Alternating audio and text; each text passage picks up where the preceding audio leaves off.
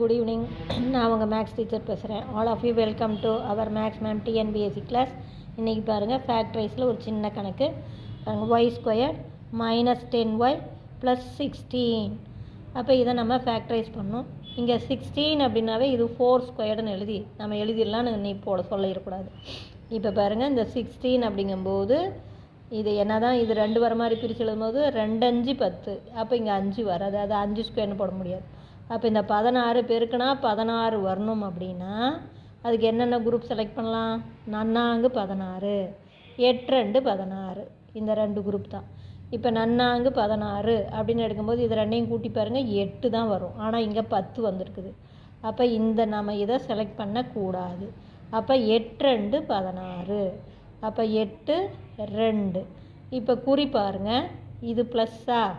அப்போ நான் சொன்னது இது ப்ளஸ்ஸாக இருந்தால் இந்த குறியை 2 நம்பருக்கும் போடணும். அப்போ இது மைனஸர்னா இதுக்கும் மைனஸ், இதுக்கும் மைனஸ். அப்போ பாருங்கள், minus into minus plus. 8 2 16. Simplify பண்ணி பாருங்கள், -8 -2 மொத்தமாக -10. அப்போ இதுக்கு ஒரு y, இதுக்கு ஒரு y. அப்போ ஒரு ஃபேக்டர் y - 8, இன்னொரு ஃபேக்டர் y - 2. இவ்வளோ தான்.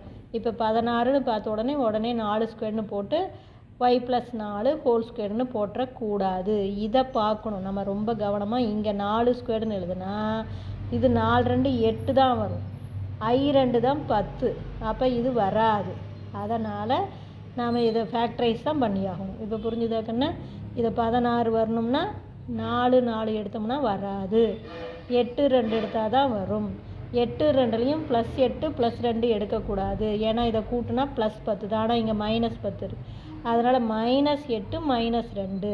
அப்போ தான் மைனஸ் இன்ட்டு மைனஸ் ப்ளஸ்ஸு. 8 2 16.